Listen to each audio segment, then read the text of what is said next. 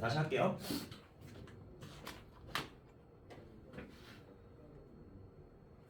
자, 본문 3절에 다시 가시면 얘가 그러고 나서 20년 동안 거의 노력하고 나서 이 책을 하나 펼쳤는데, 근데 이때 이 책의 내용만 좀 보시면 되는데, 그 당시에 이 곤충에 관련된 책은 이미 있었어요. 곤충에 관련된 책은 이미 있었는데, 근데 이 사람이 쓴 것만 조금 특별하다고 합니다. 그래서 어떤 식의 특별한 건지에 대한 내용만 보시면 되는데, 먼저 그 당시의 책 같은 경우 하면은 While no other books had ever depicted the full life cycle of insects, 곤충들이 가지고 있었던 그 평생 일대기 있죠. 내가 어렸을 때에서부터 성충까지 가고 중간에 변태하는 그런 과정까지 모든 걸 통틀어서 설명해주는 책이 없었단 말이야. 그냥 단편적으로 이건 나비다, 이건 애벌레다, 뭐 이런 식으로 간단하게만 설명되어 있었지 전체적으로 설명해준 책이 없었어요. 그런데 이 주인공 거는 이 곤충들이 겪게 되는 각각의 변태 과정들을 다 상세하게 다 묘사해줬다고 생각하면 돼. 이게 아까 앞에 내용을 보면은 본문 1의 내용 보면은 나비랑 이제 애벌레랑 너무나 다른 개체로 봤다고 했었잖아. 그래서 그 당시에는 뭐 예를 들어 나비면 이렇게, 애벌레면 이런 거, 이런 식으로 따로따로만 설명하고 있었는데 이 주인공의 책 같은 경우는 그 당시의 책과는 다르게 단계적으로 계속 모든 단계를 다 설명하는 식으로 연관지어서 설명해줬다는 게 첫 번째 차이점이 돼요. 그 다음 두 번째로 이 주인공이 썼던 책 같은 경우는 살아있는 것들, 즉 생명체들 사이에 관계까지도 이제 같이 설명하려고 했는데 어떤 식으로 설명하려고 했냐면 얘가 아까 그림 좋아한다고 했으니까 illustrating insects within their natural surroundings, 그 곤충들이 살고 있는 자연적인 배경들을 같이 기술하면서 그려줬다고 보시면 돼요. 뭔 소리냐? 아까 예를 들어서 옛날 책 같은 경우는 이거 나비야 이지라면서 그렸는데 얘가 나비가 살고 있는 뭐 근처에 꽃 같은 거 그리고 뭐 꽃에 뭐가 타고 있는 지렁이도 같이 그리고 나비 그리고 이런 식으로 주변에 있는 배경이랑 같이 설명했다고 보시면 돼요. 괜찮아요 여기까지? 그 다음 자 이렇게 주변의 거랑 같이 설명한다는 것은 그 당시에 있었던 다른 그림들과는 매우 다른데 왜 다르냐면 displayed only one single specimen, 그 당시에 있던 책들은 오직 이렇게 단 하나에 있는 개체만 그리고 그것도 on a plain background, 아무런 표시가 없는 평면의 배경의 배경으로만 그렸기 때문이죠. 그래서 그 당시에 있던 이런 책과 다르게 얘는 전체적으로 조화를 이루어서 그렸다는 걸 볼 수 있었고, 그래서 정리해보면은 In an era when most scientists perceived plants and animals individually, 이렇게 그 당시의 과학자들이 대부분은 동물들 따로, 식물들 따로 하나 개별적으로 동식물들을 인식했었던 그 시기에 주인공은 뭐에 집중을 하기로 했냐면은 이 각각의 생명체들이 동물이건 식물이건 각각의 생명체들이 어떻게 조화를 이루는지를 좀 중점적으로 그려냈다고 보는 거죠. 내용 일치만 조심하시면 됩니다. 뭔 뜻인지 이해되세요, 이거? 그래서 개별적으로 그린다기보단 한데 조화를 이루는 거를 목표로 삼아서 그렸다 정도까지입니다. 자, 요거 정리하고 넘어갈게요. 내용도 괜찮으니까.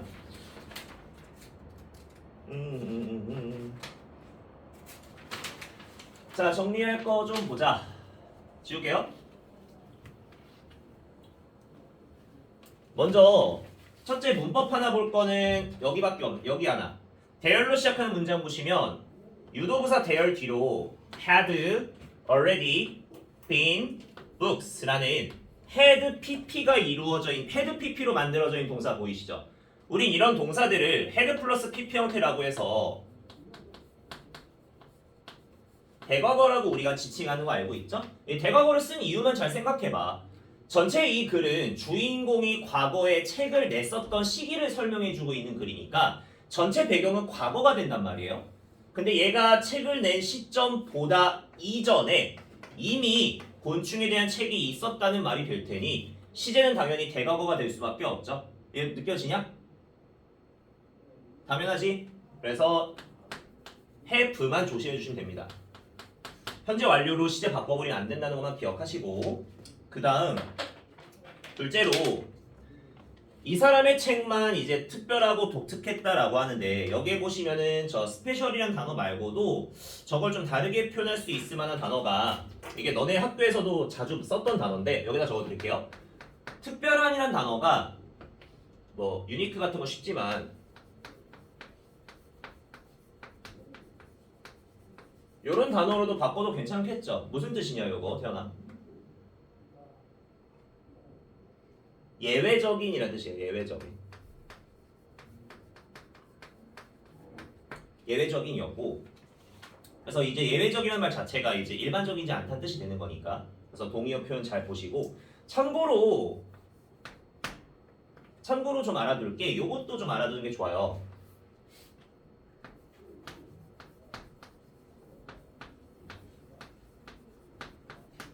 이거 아마 모고에서도 몇 번 본 적이 있을 텐데, 민성아 무슨 뜻이냐? unprecedented. 좀 어려운 말이야. 너네 근데 고1 때 교과서에 썼던 단어가? 그 다리 얘기했었을 때. 다리 만들다가 이제 가족들 다 뒤지고 병 걸리고 했던 거. 이게 전례 없는이라는 뜻인데 최초란 뜻이 되겠죠.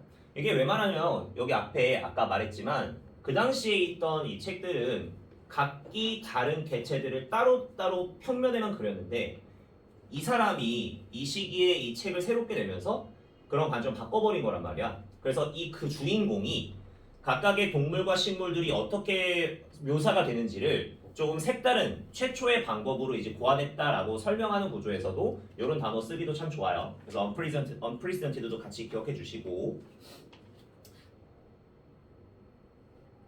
자 그다음 그 당시에는 이제 어떠한 책도 너무나 다 처음부터 끝까지의 모든 단계들을 묘사하는 책이 없었지만 이 주인공의 책 같은 경우는 저런 변태 과정을 모두 다 단계별로 철저하게 자세하게 그려냈다고 했었죠.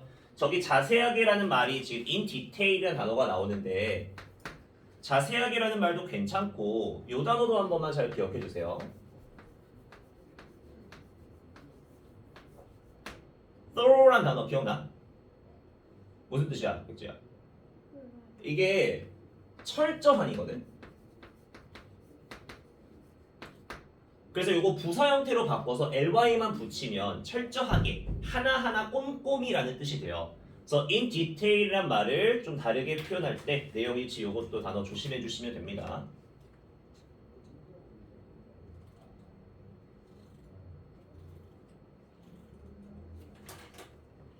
그 다음 게다가 이 주인공이 두 번째로 좀 특별했던 게 살아있는 것들 사이의 관계를 나타내려고 개체 하나만 그린 게 아니라 자연적인 걸 배경으로 해서 여러 가지 종들을 같이 그렸다고 했었죠.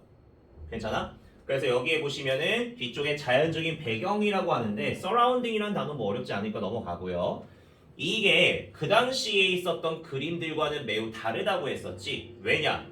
그 당시의 그림들 같은 경우는 오직 평면 하나에다가 한 가지의 종만 그렸으니까. 그래서 여기는 지금 뒤쪽이 이유가 나오는데 이 앞쪽에 있었던 이유가 나오는데 이거 문장 바꿔버리면은 좀 많은 바꿀 수가 있어요. 굳이 이걸 계속적용법을 쓸 필요 없고 그냥 문장 하나 접속사로 넣어버려서 because 막 이런 문장 쓸 수도 있고, 혹은 이런 말로도 표현이 가능하죠. 봐봐.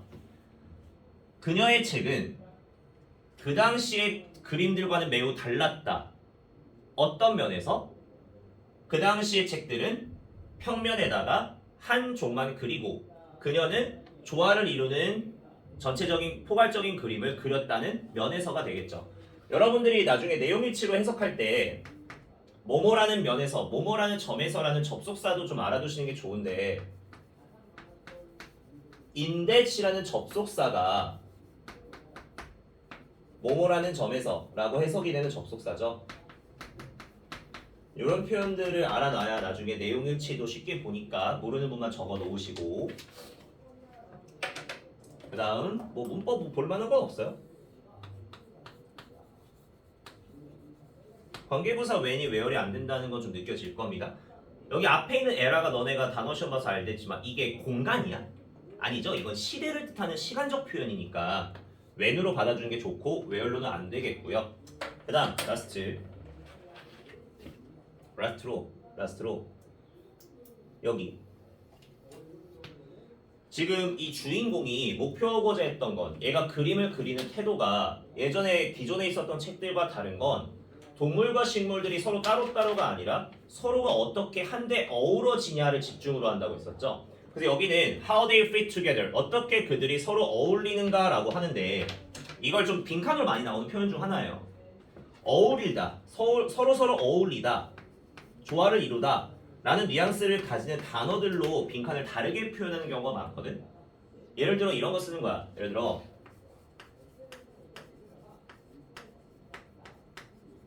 이런 거 harmonize 조화를 이루다라는 표현이죠.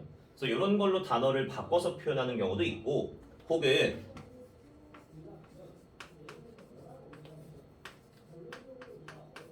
이런 표현들 무엇과 잘 지내간다 어울린다라는 표현들 그러니까 이런 것들을 이용해서 저 부분을 좀 다르게 표현하는데 내용만 잘 기억하시면 될 거예요. 문제에서 어떤 식으로 단어를 쓰는지는 무궁무진하니까. 그래서 제일 중요한 거는 내용적으로 주인공이 개별적으로 보지 않고 한데 어우러지는 좀 종합적인 그림을 그렸다라고 보시고 넘어가시면 됩니다. 넘어갈게요. 그림 보면 알겠지만 이거 다 여기 한데 다 섞여 있는 것도 볼 수 있었고 자 그다음 가자. 본문 4까지만 하고 쉴게요.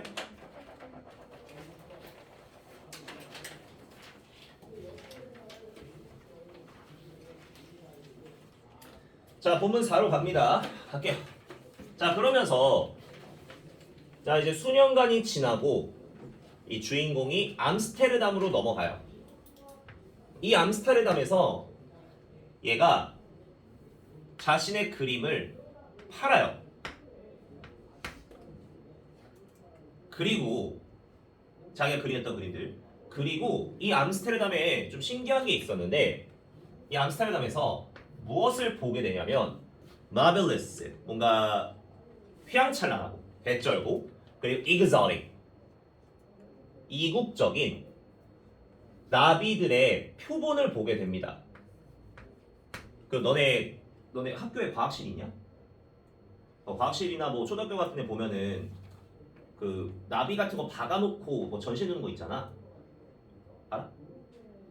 그냥 모형 같은 거 실제로 막 박아놓고 한 거. 박제해버린 거. 그런 것들을 여기서 스페이스맨즈라고 하시면 돼요. 그럼 박제된 표본 같은 걸 보게 되는데 이 박제된 표본이 뭐냐면 다른 열정을 가진 사람들이 미리 수집해 놓은 걸 보게 돼요. 그래서 한마디로 이제 박제되어 있는 걸 본 거지. 그리고 자기가 암스테르담이라는 곳에 처음 갔으니까 거기에 있었던 새로운 종류를 보는 거야. 그래서 뭔가 멋들어지고 이국적인 나비 표본들을 봤는데 근데 문제가 여기서 만족을 안 하고 얘가 어떤 생각을 하냐면 보는 거 이러한 생명이 없는 즉 다시 말해 죽은 이러한 죽은 생명체들이 케이스 안에 갇혀 있는 걸 본 거, 한마디로 죽어 있는 걸 본 거. 죽어 있는 걸 본 건 그저 이 주인공이 더 원하게끔 만들 뿐이었대요. 그 나비들을 실제 서식지에서 살아있는 생명체로 보고자 싶게끔 만들었을 뿐이었다라는 내용이야. 자 이거 보고 이거 살아있는 거 좀 보고 싶다라고 이제 생각하게 된 거죠. 괜찮죠 여기까지? 그래서 결국 뭐 했냐? 결국엔 시간이 지나서 52살이 되었을 때 자신과 가장 어린 막내딸이 배를 타게 되어 어디로 가는 수리남으로 향하게 되는 배를 타게 됩니다. 수리남은 그 당시에 어떤 영역이었냐면은 네덜란드에 속해 있는 일종의 식민지 같은 느낌이라고 보시면 될 텐데 남아메리카에 있는 네덜란드의 식민지였던 저 수리남으로 가게 됩니다. 너네 수리남 봤냐? 그러고 보니까 넷플릭스에. 그거 재밌네. 나중에 봐봐. 그래서 수리남으로 향하게 됐는데, 근데 이 당시에 이 수리남으로 향한다는 것 자체가 매우 용감한 도전과도 같았어요.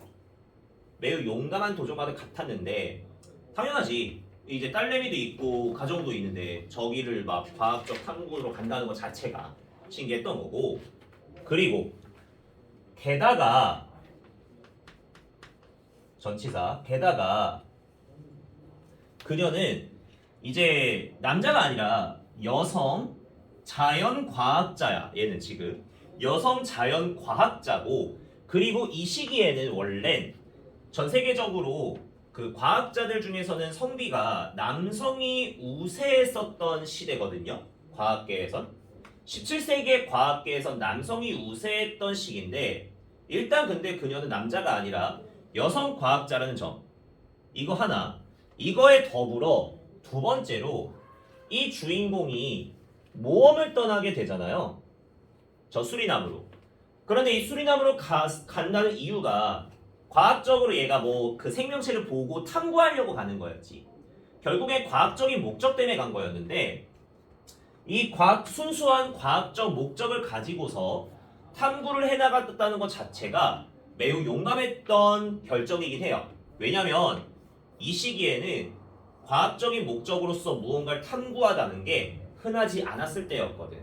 그래서 정말 순수한 과학적 목적을 갖고 그녀가 수리남으로 향했다는 것 자체가 매우 이제 대담한 결정입니다. 왜? 첫째, 일단 대다수가 남성이었고, 둘째, 과학적인 목적으로서 무언가를 탐험하러 간다는 것 자체가 드물었기 때문에, 그래서 대단하다라는 말이에요. 괜찮아? 갑니다. 정리. 위에부터 정리 좀 할게요. 문법은 좀 쉽게 봅시다. 첫 문장. 관계부사, 암스테르담은 장소를 꾸며주는 관계부사니까 당연히 위치 따위는 안 된다는 게 보이고요. 이런 거 쉬우니까 빨리빨리 할게요. 둘째, 암스테르담에서 주인공은 그녀의 그림을 팔 수 있었고, 그리고 이국적이고 멋들어지는 나비 표본들을 볼 수 있었다죠. 지금 저 and 뒤에 보시면 뷰라는 단어가, 아마 구조 분석한 거 보시면 아시겠지만 앞쪽에 있는 was라는 비동사랑 병렬이 아니라 팔 수 있었고 볼 수 있었다는 투부정사랑 병렬인 게 보일 거예요. 당연히 투부정사 병렬이니 원형이 되겠고, 요거를 과거동사로 쓰시면 안 된다까지는 쉽게 보일 겁니다.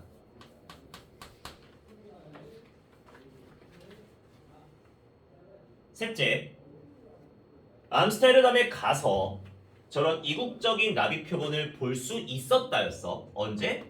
과거에. 그럼 그 표본들은 당연히 다른 열정이 넘치는 사람들이 모았던 표본일 텐데, 그 열정이 넘치는 사람들이 모았던 건 전체적인 시제보다 더 앞선 시제가 될 테니 대과거로 유지를 해줘야 되겠죠. 과거 형태 안 되고 현재 완료 형태 안 되고 대과거밖에 안 됩니다. 자, 여기가 일단 기본형. 근데 여기는 문법 잘 안 내고. 그 다음 단어만 좀 볼게요. 단어 보실 만한 건 지금 어디 있냐면,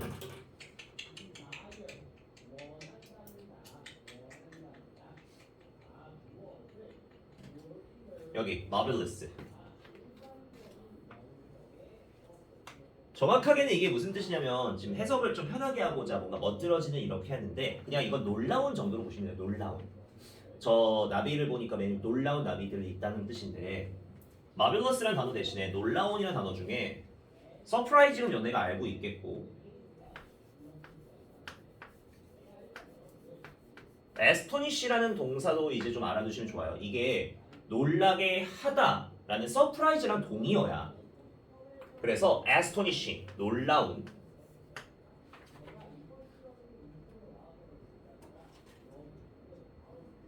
여기서 한 발자국 더 들어가면은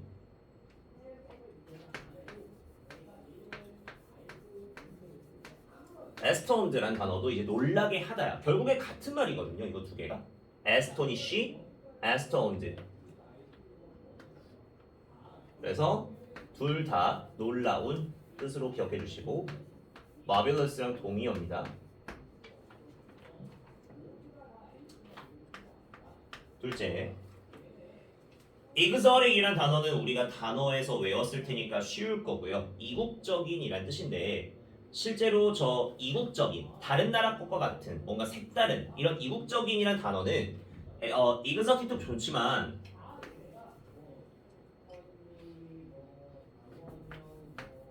이것도 실제로 이국적인이란 뜻이에요.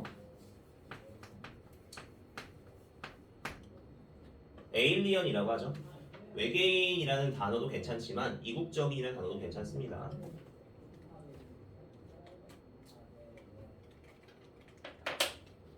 됐죠? 네, 단어 이 정도 보시고 그 다음 여기 정말 저기 중요한 자리고요.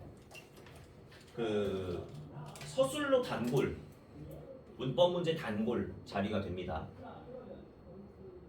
서술과 문법이 나오는 이유는 그만큼 문장이 어렵다는 구조다. 구조가 어렵다는 거잖아. 그래서 이 어려운 이유를 좀 보시면 되는데 먼저 첫 번째로 어려운 이유가 뭐냐면 동명사 주어가 나오죠. 지금 동명사 주어 덩어리가 짤막하지 않고 당연히 길 거란 말이야. 뭐뭐뭐뭐뭐뭐 하는 것 하다 보니까 주어 덩어리랑 주어 스타트하는 자리랑 동사랑 거리가 상당히 멀어져요.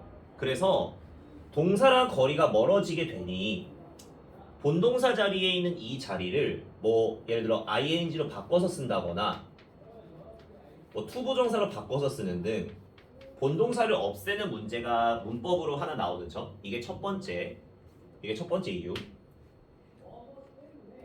주어 동사 거리 먼 거.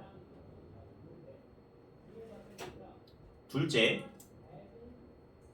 주어를 스타트하고 있는 동사를 봐봐. 주어가 지금 뭐로 시작하냐면 see라는 보다란 동사로 시작하죠.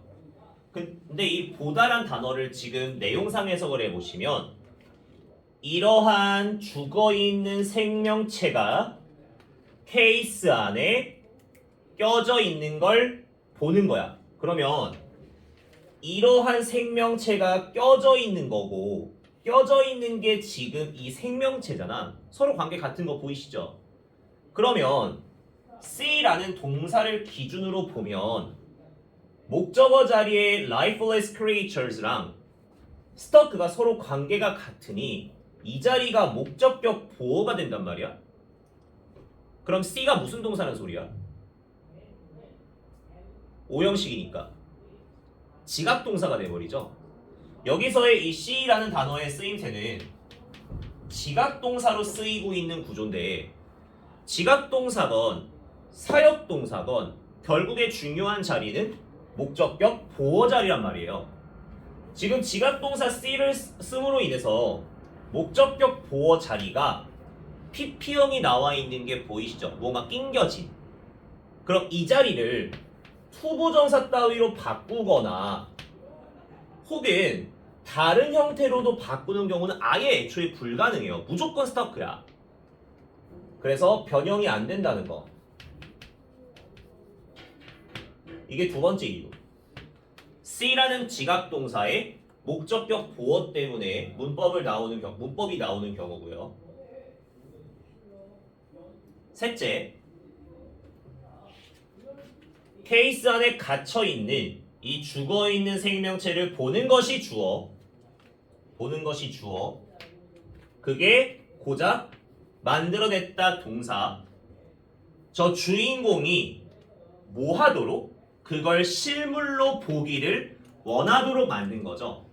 그럼 실물 보기를 원하는 게 마찬가지로 목적어니까 서로 관계가 같은 게 또다시 보이고 여기도 지금 목적격 보호 자리라고 보이죠.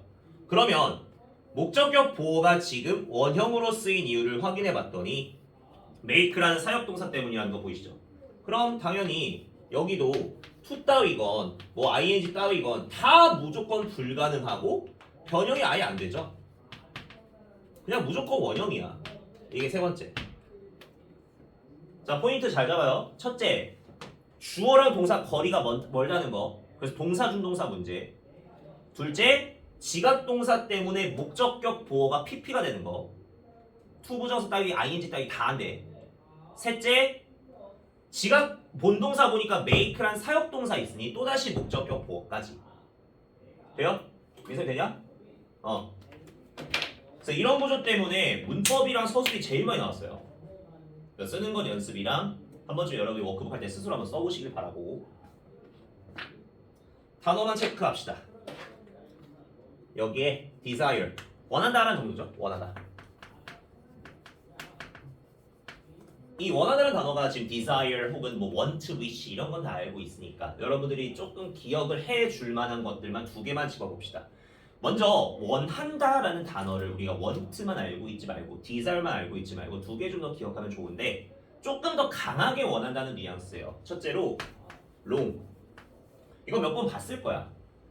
긴이란 형용사 말고 갈망한다, 원한다라는 뜻을 가진 동사거든요. long. 또 뭐가 있냐면 yearn. 하품이 아니에요. 하품은 스펠링이 좀 달라요. yearn이란 단어도 갈망한다라는 뜻이야. 이 두 가지 단어만 머릿속에 넣어봅시다.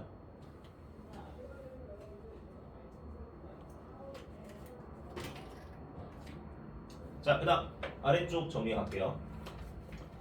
그러면서 결국엔 얘가 나이가 들어서도 중년이 들어서도 이제 딸내미랑 결국에는 수리남으로 향하는 배를 탔다고 했는데 야 얘들아 너네 여기 학교 수업했냐 여기?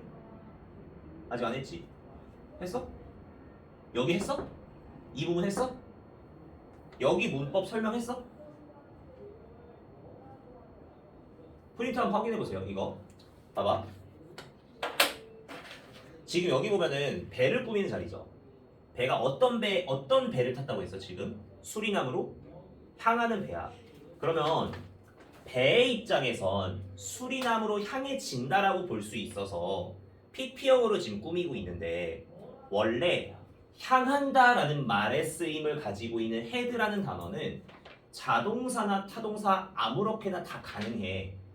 그 말은 즉 PP형으로 써도 되고 ING형으로 써도 된다는 뜻이야. 원래 자동사가 다 되니까. 근데 만약에라도 학교에서 이거 ING 안 돼 이지랄했으면 그렇게 받아들일 수밖에 없는데 원래는 이 자리가 ING로 써도 되고 그냥 PP로 써도 상관이 없어요. headfor는 오케이? 뭔 말인지 돼? So headed for 혹은 heading for 둘 다 되는데 그런데 어딘가로 향한다라는 말 중에 be bound for 이라는 표현이 있거든요. 이거는 능동수동의 표현이 아니라 그냥 이 하나의 덩어리로 쓰는 표현이어서 저 headed for의 동의어로 그냥 결국엔 뭐 bound for 동의어가 됩니다. 요것만 기억하면 될 것 같아요. 동의어 정도만. 뭐뭐로 향하다. 한번 프린트 확인해봐. 여러분들 책 노트 필기한 게 있으면 이 자리가 어떻게 된다라고 하는지. 원래는 둘 다 돼요.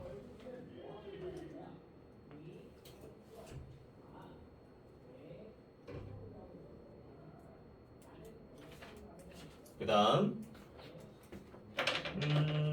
문법 하나 볼만한 거 뭐 어렵진 않은데 belong to라는 표현을 보시면 요놈이 뭐뭐에 속한다는 자동사라는 건 알 테니까 PP형이 안 된다 정도만 기억하시면 되고요.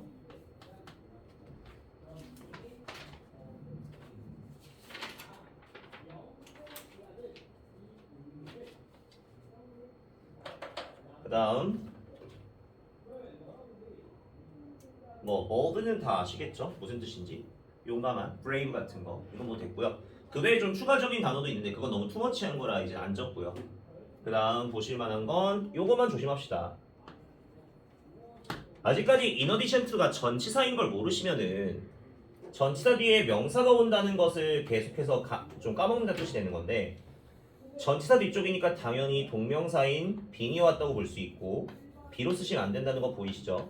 이거 맨날 어떤 애들 보면은 in addition to가 투부정사 투인 줄 알더라고. 조심하세요. 한번.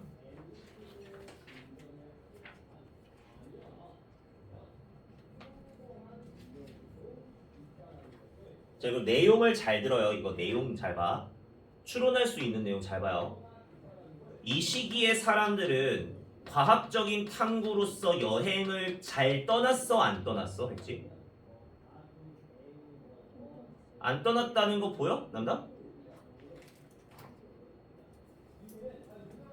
아, 국어. 민준이 보이니? 이 시기의 사람들은 과학적인 탐구로 여정을 자주 떠났다. 아닌 거 보이세요? 보여? 보여? 봐봐. 지금 이 그녀가 수리남으로 여정을 떠난 건 정말 대담한 도전이라고 했지.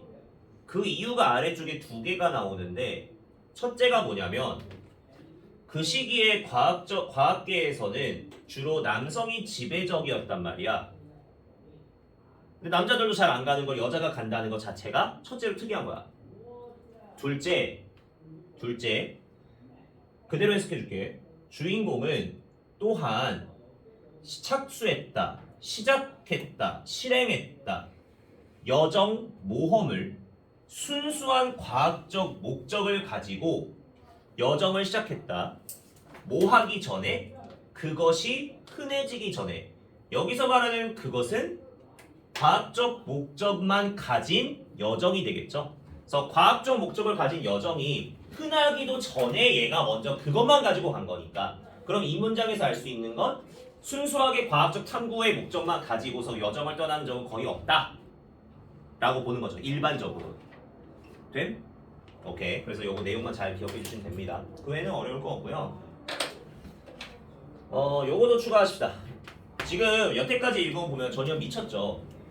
가정에 신경 쓰면 바빠 죽겠는데 지금 곤충에 미쳐가지고 미쳐 날뛰어서 수리남까지 막 여정을 떠나고 장난이 아니잖아. 이 그녀의 성격을 나타낼 수 있을 만한 표현 중에 이런 것도 한번 머릿속에 넣어보시면 좋을 것 같아요.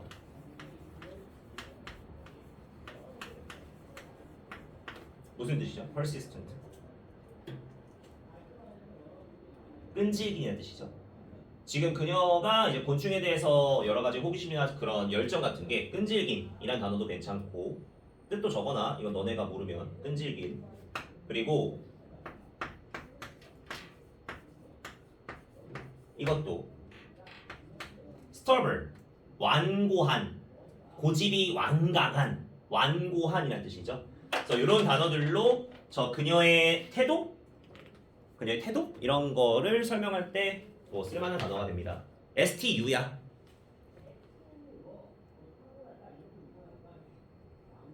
오케이, 여기까지. 잠깐 쉬었다 하자.